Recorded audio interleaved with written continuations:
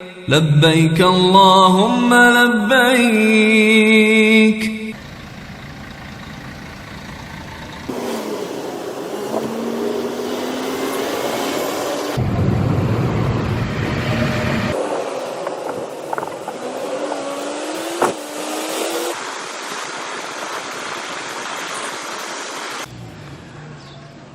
تو جی ناظرین، میں اس وقت غار ثور کے قریب پہنچ گیا ہوں، اس کے نیچے پہنچ چکا ہوں. اب یہاں سے اوپر غار ثور جو بالکل اوپر آپ کو چوٹی نظر آ رہی ہے، یہاں تک اب پیدل سفر ہے.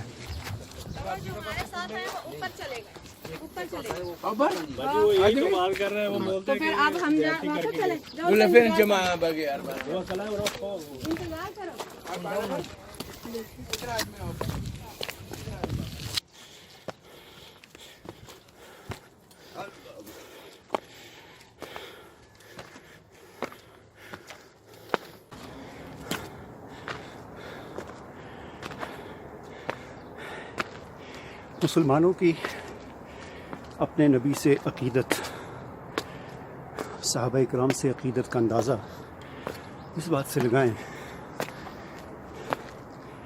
کہ غار ثور تک جانا کوئی مذہبی یا دینی فریضہ نہیں ہے، لیکن مسلمانوں کی ایک عقیدت ہے کہ مرد تو مرد ہیں، کہ بوڑھی خواتین اگر آپ کو پیچھے نظر آ رہی ہوں، وہ نیچے راستوں پر چلتی ہوئی بوڑھی خواتین جن کے لیے شاید صحیح راستہ جو ہے وہ طے کرنا بھی مشکل ہو، لیکن اپنی نبی سے عقیدت کی وجہ سے ان مشکلات کو اٹھانے کے لیے. اور اس وقت میں جبل ثور کے ٹاپ پر کھڑا ہوں، اور اب میں آپ کو یہ بتانا چاہوں گا کہ حضور صلی اللہ علیہ وسلم اور صدیق اکبر رضی اللہ تعالیٰ عنہ کو یہاں پر پناہ لینے کی ضرورت کیوں پیش آئی. یہ آپ سامنے دیکھ سکتے ہیں، اگر آپ کو نظر آ رہا ہو، یہ ہے کلاک ٹاور. یہاں پر ہے مکۃ المکرمہ، بیت اللہ شریف، اور وہیں پر حضور اکرم صلی اللہ علیہ وسلم مکہ شہر میں آباد تھے. صدیق اکبر آپ کے ساتھ آباد تھے. آپ کی پیدائش یہاں پر ہوئی اور زندگی کے 40 سال آپ کے یہاں پر گزرے. اور اس طرف کافی دھند ہے اور ان میں پیچھے غار حرا ہے. وہاں پر نبوت سے پہلے کے جو 3 سال ہیں وہ آپ نے عبادت کی. وہاں پر جا کر آپ تنہائیوں میں وہاں پر رات کو عبادت کرتے تھے اللہ کی. 3 دن وہاں پر قیام فرماتے تھے. اور اس کے بعد پھر آپ کو اللہ تعالیٰ نے نبوت عطا کی. اور قرآن حکیم میں اللہ تعالیٰ نے حضور صلی اللہ علیہ وسلم کو اس دنیا میں بھیجنے کا جو مقصد ہے وہ 3 مرتبہ بیان کیا. یہ بہت اہم بات میں آپ کے سامنے کر رہا ہوں.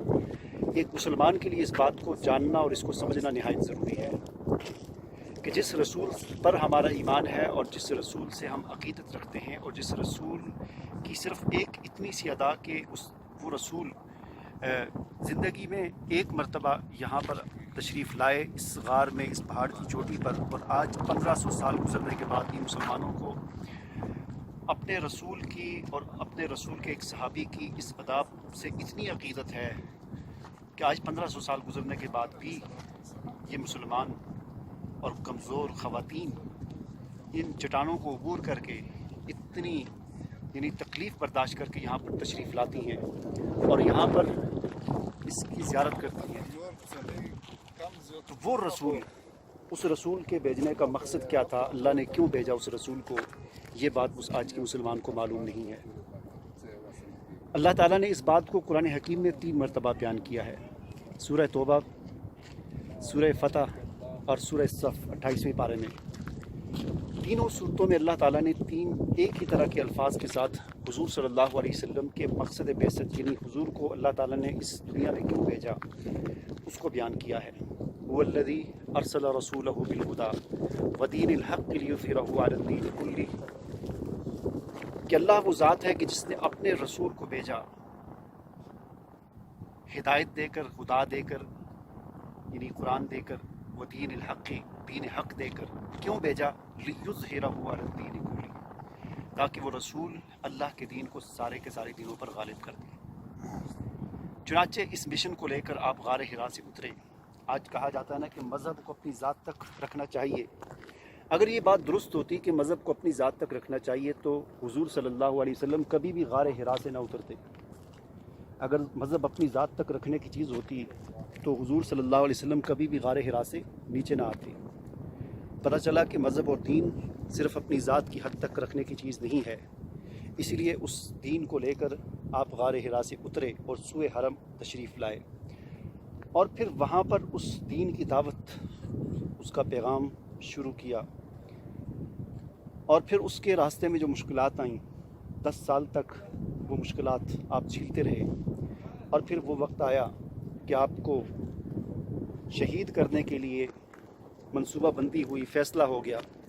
چنانچہ آپ اپنے دوست صدیق اکبر رضی اللہ تعالیٰ عنہ کے ساتھ مکہ سے نکلے، اور یہ سامنے آپ دیکھ سکتے ہیں کلاک ٹاور ہے مکہ کا، وہاں سے آپ نکلے اور اس جبل ثور پر تشریف لائے۔ اور راستے میں نے آپ کو دکھایا کہ کتنا کٹھن یہ راستہ ہے۔ اب تو سیڑھیاں بنا دی گئی ہیں، اس وقت تو ویسے ہی چٹانیں تھیں۔ اور صرف آپ تشریف نہیں لائے بلکہ آپ اندازہ لگائیں کہ صدیق اکبر رضی اللہ تعالیٰ عنہ نے اس بار نبوت کو اپنے کاندھوں پر اٹھا کر، آپ صلی اللہ علیہ وسلم کو اپنے کاندھوں پر سوار کر کر آپ اوپر تشریف لائے۔ اس سے آپ اندازہ لگا سکتے ہیں کہ صدیق اکبر رضی اللہ تعالیٰ عنہ نے کتنی قربانی دی، کہ اکیلے آدمی کا چلنا مشکل ہے لیکن انہوں نے اپنے کاندھوں پر اٹھا کر حضور صلی اللہ علیہ وسلم کو یہاں پر لایا۔ اور پھر یہاں پر 3 دن آپ نے قیام فرمایا۔ سوال یہ پیدا ہوتا ہے کہ آپ کو کیا ضرورت تھی یہاں پر پناہ لینے کی؟ آپ کو کس وجہ سے مجبور کیا گیا؟ کیا آج ہم اس کی صرف زیارت کر کے ہم اس ذمہ داری سے بری ذمہ ہو جائیں گے کہ جس کی وجہ سے آپ کو یہاں پر پناہ لینی پڑی؟ جیسا کہ میں نے آپ کے سامنے قرآن حکیم کی 3 مقامات سے ایک آیت کریمہ تلاوت کی کہ اللہ تعالیٰ نے حضور صلی اللہ علیہ وسلم کو اس لیے بھیجا، دین دے کر، قرآن دے کر، کہ وہ اپنے دین کو سارے دینوں پر غالب کر دیں۔ چنانچہ اس غلبہ دین اور اقامت دین کی جدوجہد کی خاطر آپ کو مکہ سے نکالا گیا، ورنہ اگر آپ بادشاہ بننا چاہتے تو اس کی آفر انہوں نے خود کی تھی۔ اگر آپ صلی اللہ علیہ وسلم پیسہ چاہتے تو اس کی آفر انہوں نے خود کی تھی۔ اگر آپ کو شادی یا کسی خاتون کی، خوبصورت خاتون کی ضرورت ہوتی تو اس کی آفر انہوں نے خود کی تھی کہ اگر آپ کو پیسہ چاہیے تو ہم آپ کو سارا پیسہ دے دیتے ہیں، اگر آپ کو بادشاہت چاہیے، سرداری چاہیے تو ہم آپ کو وہ دے دیتے ہیں، اگر آپ کسی خاتون سے شادی کرنا چاہتے ہیں ہم آپ کو وہ دے دیتے ہیں۔ لیکن یہ جو دعوت آپ دے رہے ہیں، جس مشن پر آپ چل رہے ہیں، اس مشن کو چھوڑ دیں۔ لیکن آپ صلی اللہ علیہ وسلم نے ان ساری باتوں کو ٹھکرایا اور اپنے مشن پر گامزن رہے، اور وہ آپ کا مشن تھا اللہ کی دین کا غلبہ، لیظہرہ علی الدین کلہ، اللہ کی دین کو ساری دینوں پر غالب کرنا۔ اس کے لیے آپ کو اپنا گھر چھوڑ کر یہاں پناہ لینی پڑی، اور پھر یہاں سے آپ کو مدینے کی طرف جانا پڑا۔ مدینے کی طرف آپ کو سفر کی ضرورت پیش آئی۔ مدینہ آپ کو جا کر وہاں پر ایک اسلامی ریاست کی بنیاد رکھنا پڑی، اور پھر وہاں سے آپ نے غلبہ دین کی جدوجہد، غلبہ دین کے کام کا باقاعدہ منظم طریقے سے جہاد اور قتال کے ذریعے وہاں سے آغاز کیا، اور صرف 8 سال کے عرصے کے بعد، 8 سال کی مختصر مدت کے بعد دوبارہ آپ اس شہر میں داخل ہوئے، اور ایک فاتح کے انداز میں اس شہر کو فتح کیا، اور ایک اسلامی خلافت اور اسلامی نظام اور دین کو غالب کر کے دکھایا۔ اور یہ سارا کام جو ہے 23 سال کے مختصر عرصے میں ہوا۔ آج ہم ان مقدس مقامات، یہ غار ثور ہے، اور پیچھے کافی دور پہاڑیوں پر غار حرا ہے۔ اس طرف اگر آپ دیکھ سکیں تو اس طرف عرفات ہے، مینا ہے، یہ ساری وہ جگہیں ہیں جہاں جن کی نسبت حضور صلی اللہ علیہ وسلم، آپ کے صحابہ اور آپ کے جد امجد حضرت ابراہیم اور حضرت اسماعیل علیہ السلام اور حضرت حاجرہ سے ہے، اور ان کی وہ ادائیں آج ہمارے لیے عبادت ہیں۔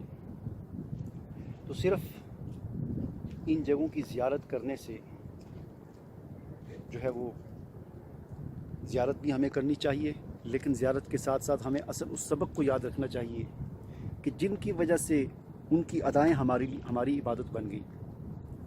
اگر اماں ہاجرہ جو تھیں وہ اپنے بچے کے پانی کے تلاش کے لیے صفا اور مروہ کے درمیان دوڑتی ہیں تو آج وہ ہمارے لیے عبادت بن جاتی ہے۔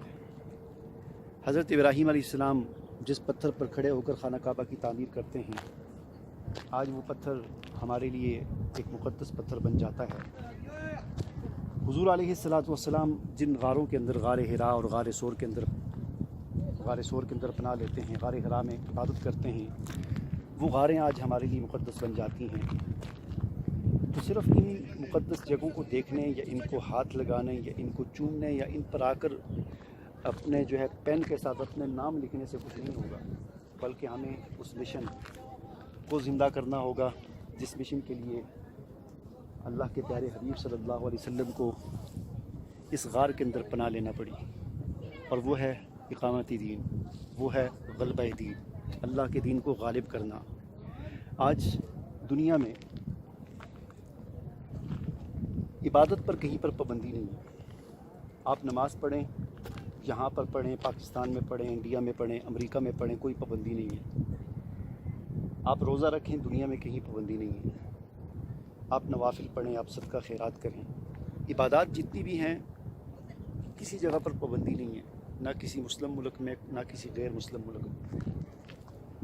پابندی اگر ہے تو اس مشن پر ہے جو حضور صلی اللہ علیہ وسلم کا مشن تھا، اور جس مشن کے لیے حضور صلی اللہ علیہ وسلم کو مکے سے نکالا گیا، اور وہ مشن تھا اللہ کے دین کو غالب کرنا، اللہ کی حکمرانی کو قائم کرنا، اللہ کی حاکمیت کو قائم کرنا۔ آج آپ امریکہ چلے جائیں، وہاں پر واشنگٹن میں، وہاں پر جو ان کا جو پارلیمنٹ ہے، وہاں پر افطاریاں بھی کرائی جاتی ہیں، کوئی پابندی نہیں ہے روزوں پر، نماز پر۔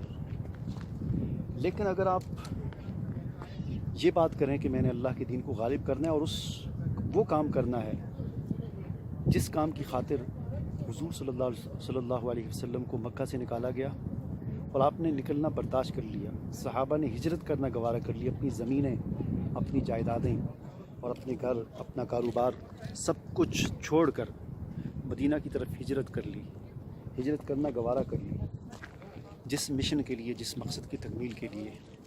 آج اگر ہم اس کی بات کریں گے، وہ کام کرنے کی آپ کوشش کریں گے، تو آپ کے راستے میں رکاوٹیں بھی آئیں گی، آپ کو وہ کام نہیں کرنے دیا جائے گا۔ اور خاص طور پر جس سرزمین پر اس وقت میں کھڑا ہوں، پاکستان میں تو چلے پھر بھی کچھ تھوڑی بہت آزادی ہے، آپ بات کر سکتے ہیں، ایک حد کے اندر آپ جو ہے وہ گفتگو کر سکتے ہیں، لیکن جس سرزمین پر میں آج کھڑا ہوں، یہاں پر تو اس طرح کی بات کرنا بھی گوارہ نہیں کی جاتی، اور نہ اس کی اجازت دی جاتی ہے۔ ایسا یہاں پر نظام ہے بادشاہت کا، لیکن یہ کچھ بھی نہیں ہے۔